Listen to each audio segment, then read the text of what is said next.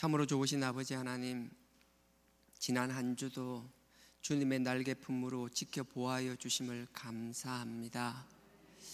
말씀이 내 발의 등이요 내 길의 빛이라고 하셨사오니 말씀 가운데 어두움을 헤쳐나가는 저희들 되게 하여 주시옵소서.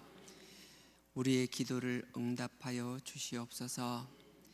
우리의 부족함을 채워 주시옵소서. 우리의 약함을 강함으로 바꾸어 주시옵소서. 그리하여 아버지의 귀한 도구로 사용받는 저희들 되게 하여 주시옵소서. 오늘 헌신 예배 있습니다. 잘 준비되게 하시고 그 과정 속에서 아버지께서 친히 역사하여 주시옵소서. 오시는 강사님 건강 책임져 주시고 오시는 그 발걸음까지 아무 문제 없이 안전하고 건강한 가운데 올 수 있도록 지켜 인도하여 주시옵소서. 예수님의 이름으로 감사하며 기도드렸사옵나이다. 아멘. 찬송가 456장입니다.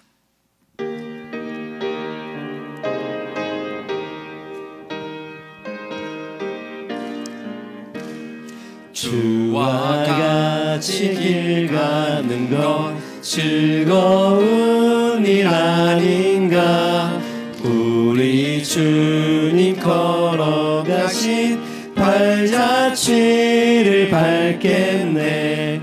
한 걸음 한 걸음 주 예수와 함께 날마다 우리는 걷겠네. 어린아이 같은 우리 미련하고 약하나 주의 손에 이끌려 생명길로 가겠네. 한 걸음 한 걸음 주 예수와 함께 날마다 우리는 걷겠네. 꽃이 피는 들판이나 험한 골짜기라도 주가 인도하는 대로 주와 같이 가겠네. 한 걸음 한 걸음 주 예수와 함께 날마다 우리는 걷겠네. 옛날 선지의 목같이 우리들도 천국에 들려 올라갈 때까지 주와 같이 걷겠네. 한 걸음 한 걸음 주 예수와 함께 날마다 우리는 걷겠네. 아멘. 오늘 말씀 사도행전입니다. 사도행전 13장입니다.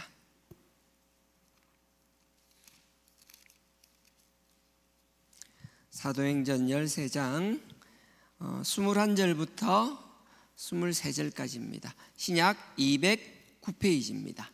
신약 209페이지 사도행전 13장 21절에서 23절입니다.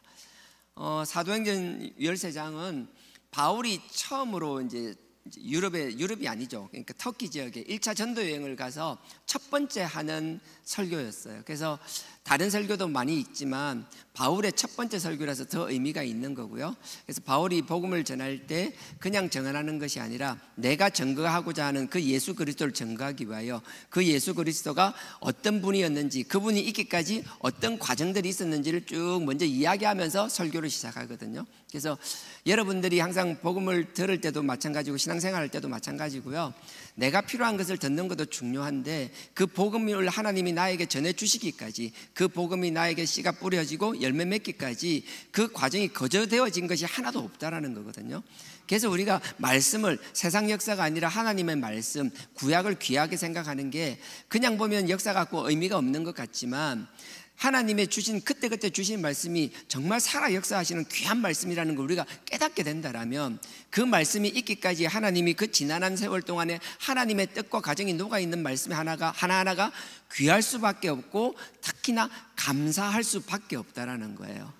그래서 우리는 그냥 역사로 보는 게 아니라 그 역사 속에서 하나님의 뜻을 알기 때문에 하나님의 사랑을 알기 때문에 정말 안 해도 될 일을 반복하시는 것을 보면서 하나님이 나를 이렇게까지 사랑하셨구나, 그게 깨달아질 수 있는 저와 여러분 되기를 주님의 이름으로 축원드립니다.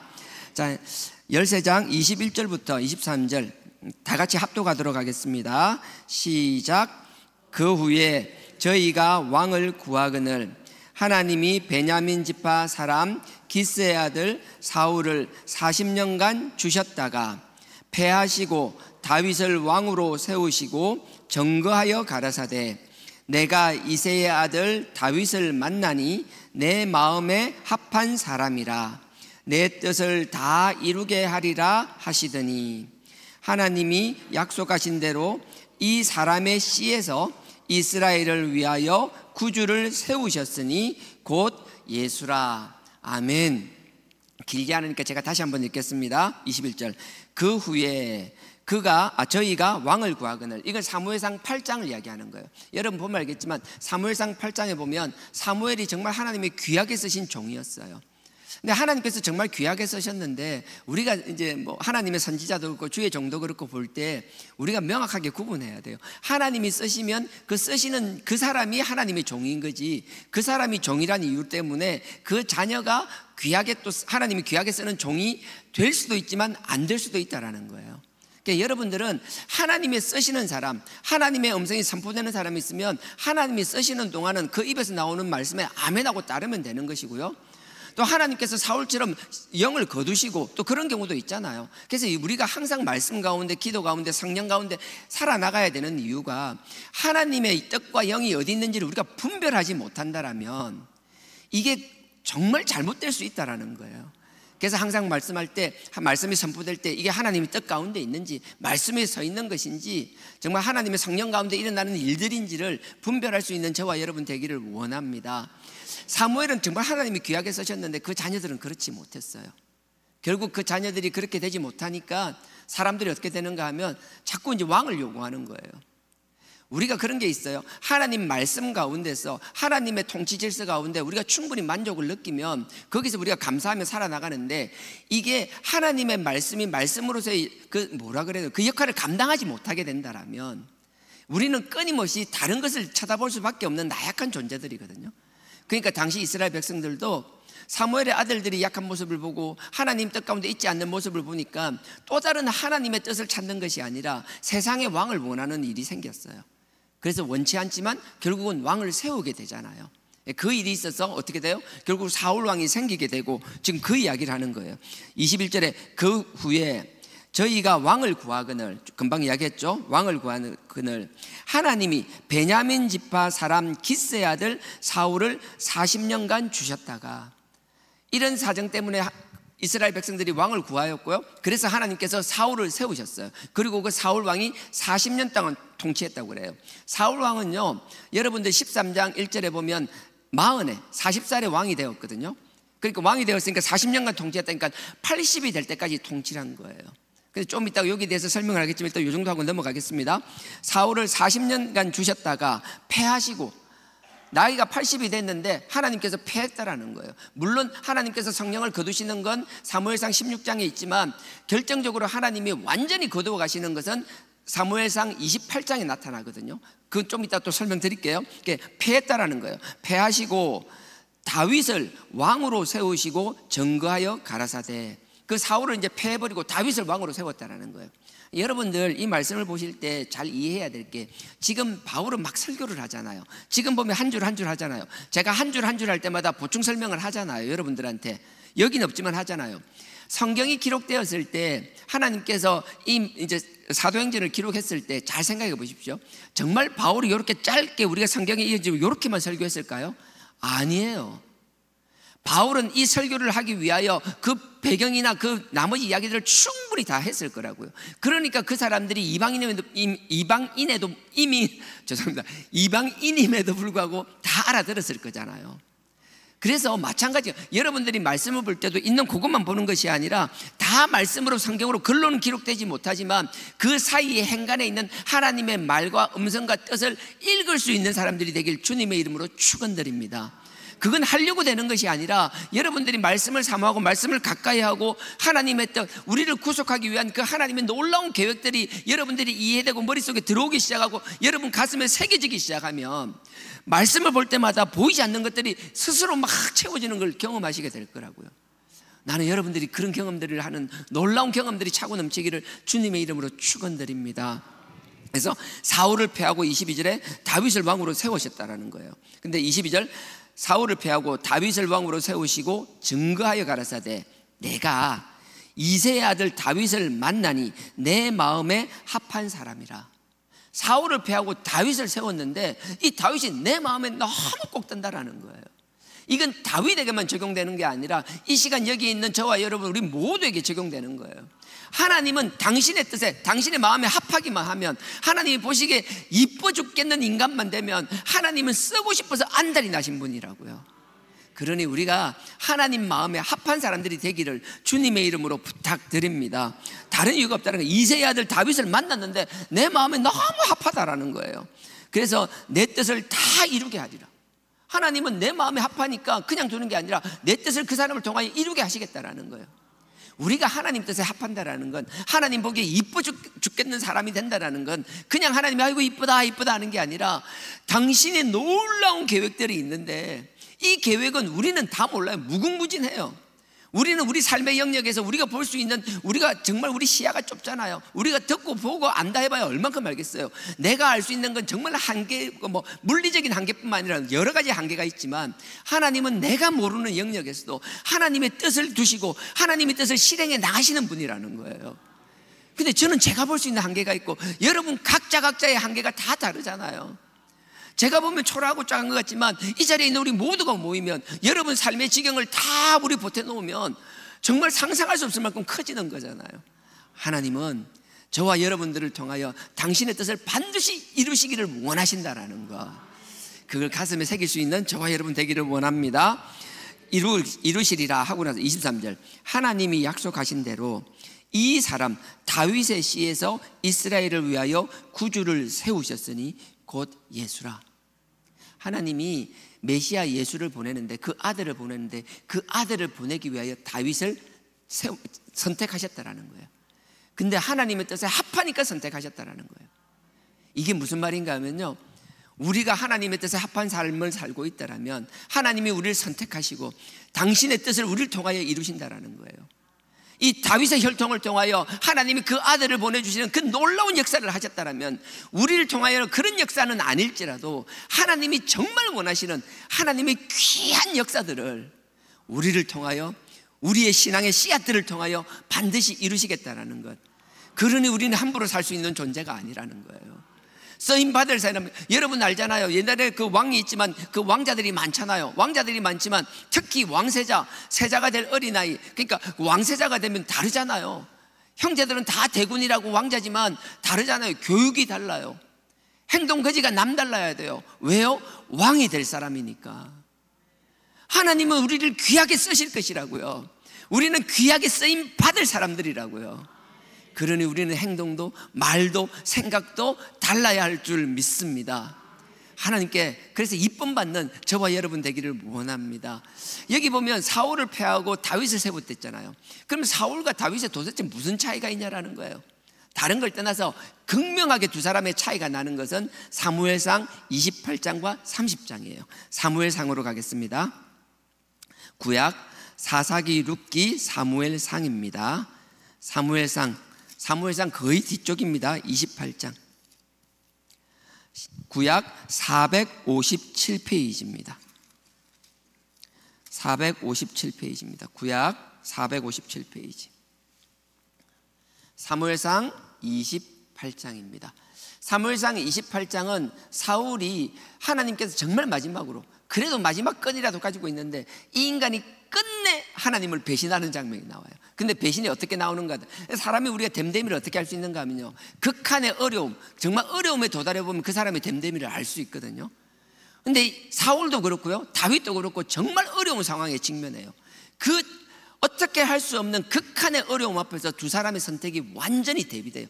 극명하게 달라요.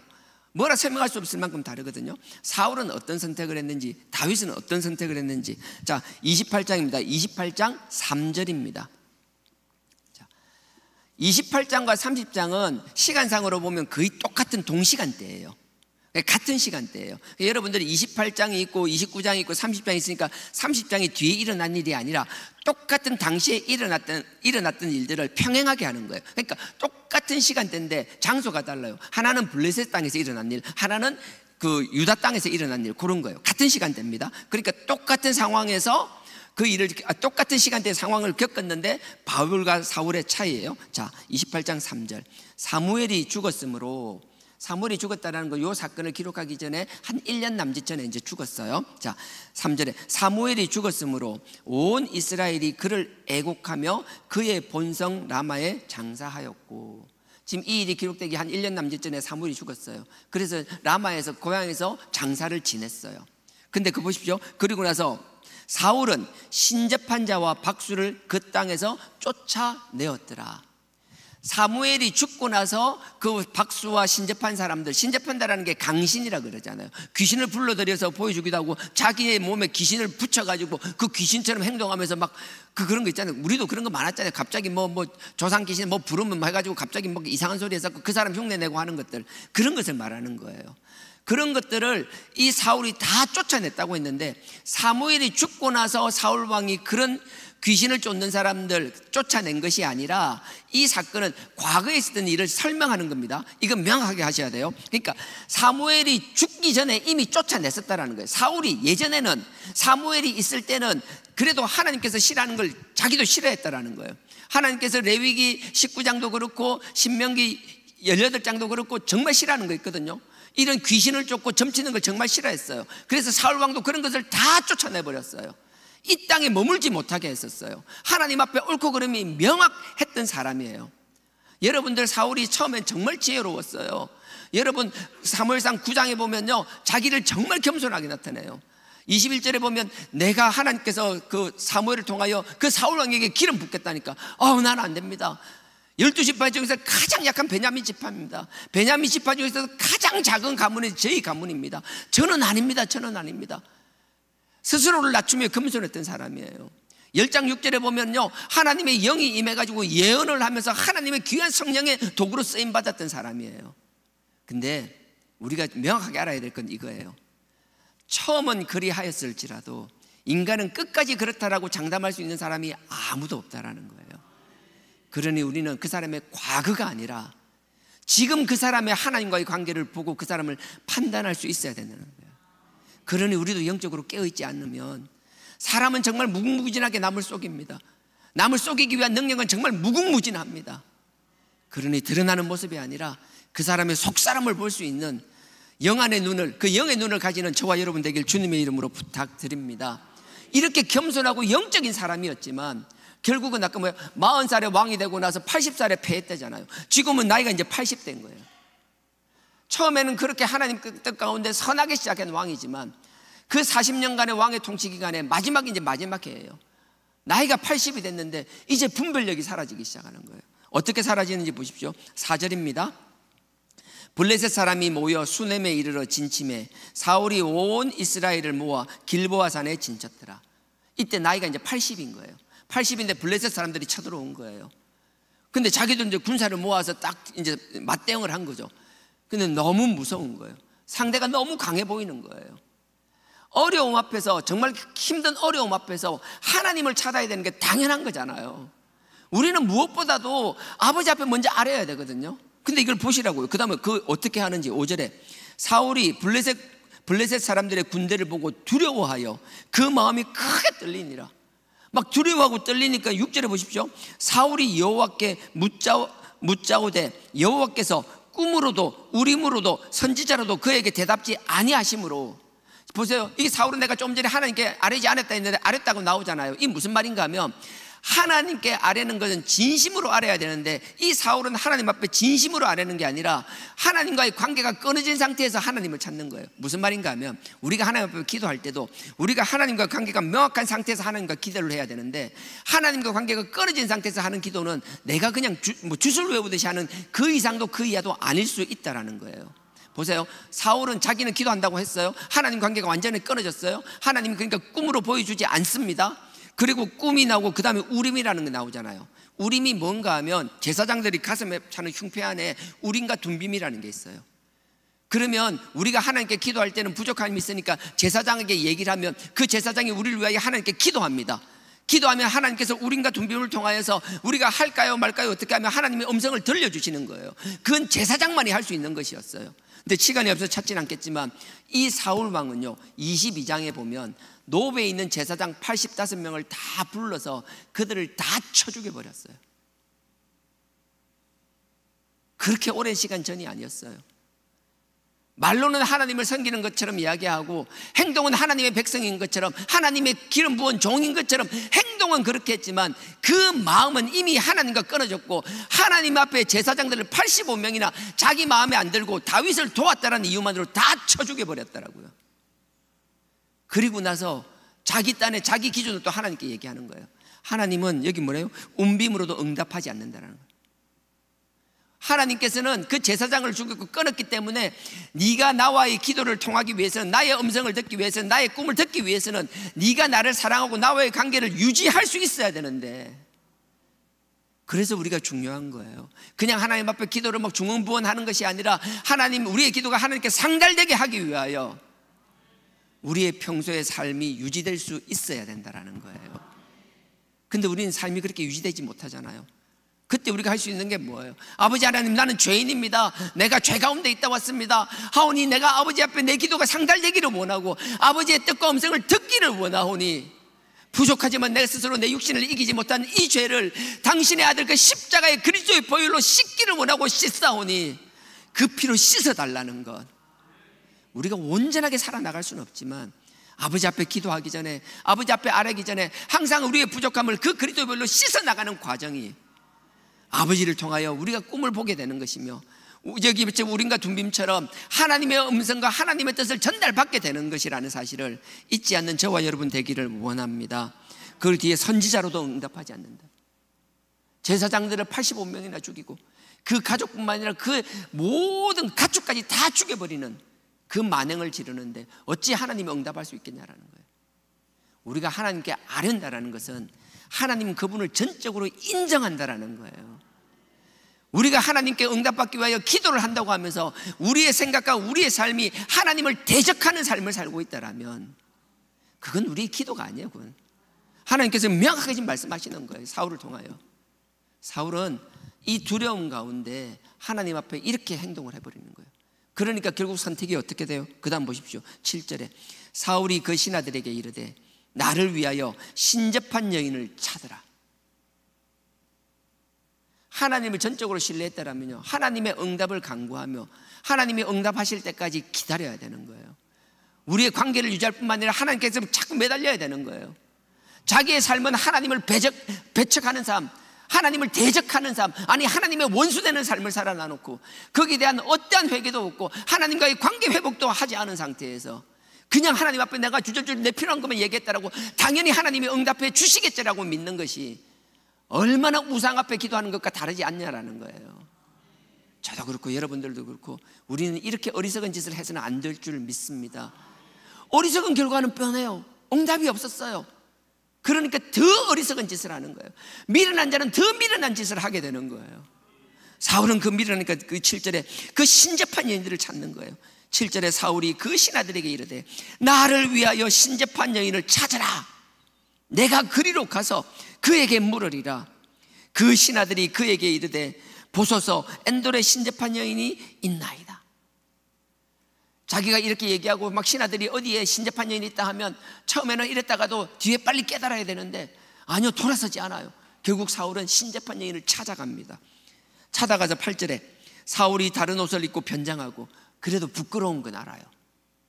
자기가 마치 왕이 아닌 것처럼 옷을 변장하고 두 사람과 함께 가서 그들이 밤에 그 여인에게 이르르는 사울이 가로되 청하노니 나를 위하여 신접한 술법으로 내가 너에게 말하는 사람을 불러올리라. 뒤에 보면 그 사람을 불러올리는데 그 사람은 사무엘인 거예요. 결국 사울은 끝까지 하나님을 찾는 것이 아니라 사람만 의지하고 자기 방식만 의지하고, 나는 우리가 하나님 앞에 정말 겸손하게 시작하고 하나님의 영을 받아서 하나님의 막 예언을 하고 하나님의 영광의 도구가 되고 성령의 도구로 쓰임받았다 할지라도 마지막 일에 사울과 같이 되지 않기를 주님의 이름으로 축원드립니다. 힘들더라도 실수하고 넘어질지라도 하나님, 우리 인생의 끝자락에서, 우리 인생 마지막에서 아버지를 뵐 때만큼은 영적으로 맑은 영으로 아버지만 바라보며 아버지만 인정하며 아버지만 찬양하다 아버지를 만날 수 있는 사람 되게 하여 달라라고, 그런 자들이 될 수 있기를 주님의 이름으로 축원드립니다. 결국 버림받은 자는 사울은 이렇게 선택했어요. 동시간대라 그랬잖아요. 같은 시간대라 그랬잖아요. 사울이 블레셋과의 전쟁을 앞두고 두려워 떨어서 신접한 자를 찾으며 하나님이 아닌 이미 죽고 없는 사무엘을 찾는 것처럼 이 어리석은 미련한 자가 미련한 자를 또하고 개가 토한 것을 또 먹는 것처럼 이런 짓을 하고 있을 때 같은 시간대예요. 지금 여기는 유다고 반대편 블레셋 진영 쪽에서는 다윗이라는 사람이 있었어요. 다윗이 어떻게 하는지 보십시오. 30장, 사무엘상 30장입니다. 그 당시에 다윗은 하나님이 지켜주세요. 다윗은요, 하나님께서 계속 지켜주시는 걸 경험한 사람이에요. 이제 블레셋에 이제 자기를 의탁했어요. 여러분, 블레셋에 넘어갔는데 27장에 보면 나오는데, 이제 블레셋에서 다윗이 갔어요. 자기들 따르는 600명하고 같이 블레셋으로 망명을 했는데, 어떤 사람들은 600명이라 생각하는데 아닙니다. 다윗은 600명을 데려갈 때 싸움을 하는 장정만 600명이었어요. 무슨 말인가 하면 그 장정 600명에 또 가족이 있잖아요. 부인이 있을 거고 부모님이 있을 거고 또 자녀가 있을 거고, 그걸 다 합치면 한 장정당 작게는 한두 명, 많게는 두세 명, 많게는 네다섯 명씩만 하게 되면 작게 잡아도 2,000명 내외, 많이 잡으면 3,000명 내외 인원이 되는 거예요. 그 작은 숫자 아닙니다. 2, 3천 명이 움직인다는 건 정말 크게 움직이는 거예요. 여러분들 2, 3천 명 한번 모아보면 너무 보셨어요? 아무것도 없이 서 있기만 해도 꽉 차는데 살림살이까지 다 챙긴 2, 3천 명이면 엄청 많은 거예요. 그런 하나의 부족 같은 걸 이끌고 이제 망명을 한 거예요. 근데 하나님께서 보십시오. 블레셋과 이제 유다가 전쟁을 하는데 이 다윗이 블레셋에서 장군으로 나와서 싸움을 한다라면, 하나님의 선택받은 백성인 이스라엘 백성과 전쟁을 한다라면 결코 왕이 될 수 없었을 것이라고요. 말도 안 되는 험결이 생기는 거잖아요. 근데 하나님께서 지혜롭게 사람들을 써서 그 블레셋의 장군들을 사용하여서 그 다윗 왕이 그 전쟁에서 낙오되지, 낙오라는 표현이 낙오지만 우리 입장에서 너무 좋은 것, 그 전쟁에서 제외되게 만드셨어요. 얼마나 감사했어요. 다윗이 그 전쟁터에서 돌아와서 자기 성읍인 시글락으로 돌아가면서 마음속으로 말을 안 해도 뭐 얼마나 기뻤겠어요. 3일길이라고 했는데요, 3일길 동안 전쟁터에서 돌아오면서 하나님, 나 정말 우리 하나님의 백성, 우리 동족들과 이스라엘의 백성들과 싸웠으면 정말 안 되는데 하나님께서 이렇게 피할 길을 열어주시고 다시 전쟁터에서 돌아가게 하시니 너무 감사하다고 막 하나님을 찬양하고 600명이 난리가 났을 거예요. 막 할렐루야 할렐루야, 하나님은 우리를 사랑하시고 우리에게 피할 길을 열어주신다라고 그렇게 하나님을 찬양하며 막 들뜨는 가운데 그 3일길을 지나서 이제 딱 자기 집으로 돌아왔어요. 시글락 성읍으로 돌아왔어요. 시글락 성읍은 그 블레셋 왕이 그 3,000명 가까이 되는 사람들이 살기 위하여 성읍을 준 거예요. 모두 가족들이 있고 그 기쁜 가운데 돌아가서 우리 가족들도 벌다가 하나님이 우리에게 피할 길을 주셨다, 우리 동족과 싸우는 일을 피할 게 아니다, 막 각자의 간정들이 있을 거잖아요. 가족을 붙잡으면, 자녀를 붙잡으면 하나님의 살아 역사하심을, 하나님의 그 위대하심을 이야기하려고 막 들뜬 마음으로 막 서둘러 성읍에 딱 들어갔는데, 딱 들어가자마자 성읍 어때요? 조용, 남녀노소 상관없이 모든 사람을 다 노예로 끌고 가버리고 성읍은 다 불에 타가 잿더미가 되어 있고, 그 상황이 되니까 이 600명의 용사들이 감정이 주체가 안 되는 거예요. 이 600명은 다윗과 함께 싸움을 동고동락했잖아요. 싸움 앞에서 죽음을 앞두고 동고동락했잖아요. 웬만한 일로는 다윗에게 등을 돌릴 수 없는 사람이에요. 근데 하나님이 너무나 큰 경험을 하게 해주셨어요. 도저히 씻을 수 없는 그 치욕 가운데 그것을 피할 길을 열어주셨어요. 너무나 감사해요. 우리가 분명히 알아야 될 게 뭔지 아세요? 하나님이 우리에게 피할 길을 열어주시고 너무나 큰 은혜와 축복과 하나님의 살아계심을 경험하게 하신다라면, 그 하나님의 놀라운 경험 때문에 우리 앞에 닥칠 문제를 더 감사함으로 넘겨가 나가는 힘이 되는 것이 아니라, 그걸 경험하기 전에는 충분히 넘어갈 수 있었던 어려움에도 불구하고 그 놀라운 경험 때문에 이전에는 충분히 감당하던 시험조차도 감당하지 못하는 나약한 자가 될 수 있다는 거예요. 하나님이 올려주실수록 더 많이 떨어질 수 있다는 사실, 우리 영적으로도 마찬가지인 거예요. 영적 경험을 하고 하나님 살아계신 체험하면 우리가 신앙이 커지면 더 커서 맷집이 좋아져서 그 어려움도 버틸 수 있을 거라고 생각하지만, 대부분의 사람은, 저와 여러분은 그 경험 때문에 이전에 감당하던 시험조차 감당하지 못하는 사람이 될 수 있다는 거예요. 그러니 경험할수록, 하나님을 체험할수록 우리는 더 하나님을 붙잡기 위하여 더 숙이고 겸손하고 아버지 앞에 무릎 꿇고 그 그리스도의 살아계신 그 십자가의 보혈을 의지해야만 될 줄 믿습니다. 그게 신앙인의 삶이라는 거예요. 지금 이런 일이 갔다 오고 나니까 본문을 읽지 않았지만 이런 내용이에요. 얼마나 막 그 600명이 막 화가 났든지 그 울분을 참지를 못하니까, 그 울분이 어떻게 나타나는가 하면요, 6절입니다. 사무엘상 30장 6절입니다. 백성이 각기 자녀들을 위하여 마음이 슬퍼서 너무 아프고 슬픈 거예요. 다윗을 돌로 치자 하니, 죽음 앞에서 동락했던 그 용사들이 이 일 때문에 갑자기 다윗에게 등을 돌리고 다윗을 막 죽이려고 하는 거예요. 누군지 모르지만 한 명이 너무, 그러니까 우리를 이렇게 끌고 오고 이렇게 인도한, 이 상황까지 있게 한 저 다윗을 그냥 돌로 쳐 죽여버리자. 정상적인 사람들 옆에서 말려야 될 거잖아요. 야, 너 미쳤어? 너 제정신이야? 어떻게 그런 소리를 해야 돼? 이게 너무나 당연하잖아요. 근데 그 한마디에 모든 사람들이 부안노동하기 시작하는 거예요. 맞다, 맞다. 저 다윗이 우리를 이렇게 만들었다. 저 다윗 때문에 우리 가족들이 다 끌려갔다. 죽었는지 살았는지도 모른다. 저 다윗을 돌로 쳐 죽여버리자. 조금 전에 있었던 하나님의 역사와 경험은 온데간데 없어져 버리고, 다윗이 얼마나 절망스럽고, 이건 사울이 블레셋 군대 앞에서 두렵고 떠는 것과 비교되지 않는 상황이 있잖아요. 사울 입장에서는 지금 억장이 무너질 거라고요. 뭐 어떻게 이 상황을 설명할 수 있겠어요? 이 상황을 어떻게 받아들일 수 있겠어요? 그때 이 다윗의 행동은 사울과 완전히 달랐어요. 다윗이 뭐라고 하는지 보십시오. 6절에 제가 처음부터 다시 읽겠습니다. 백성이 각기 자녀들을 위하여 마음이 슬퍼서 다윗을 돌로 치자 하니, 다윗이 크게 궁급하였으나, 너무 공경에 빠졌다는 거예요. 하였으나 합니다. 되는 사람과 안 되는 사람, 하나님이 쓰는 사람과 쓰지 않는 사람은 이게 차이가 나는 거예요.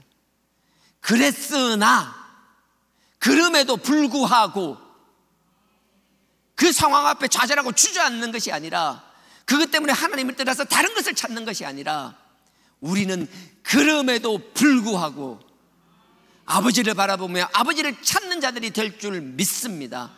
아니, 반드시 그렇게 되어야 되는 거예요. 그래서 보십시오, 뒤에 궁급하였으나 그 하나님 여호와를 힘입고, 힘입다라는 게 없어요. 여기서는 그냥 우리가 의역한 거예요. 그 하나님 안에서 정말 궁급하고 힘들 때 다른 것을 찾는 거예요.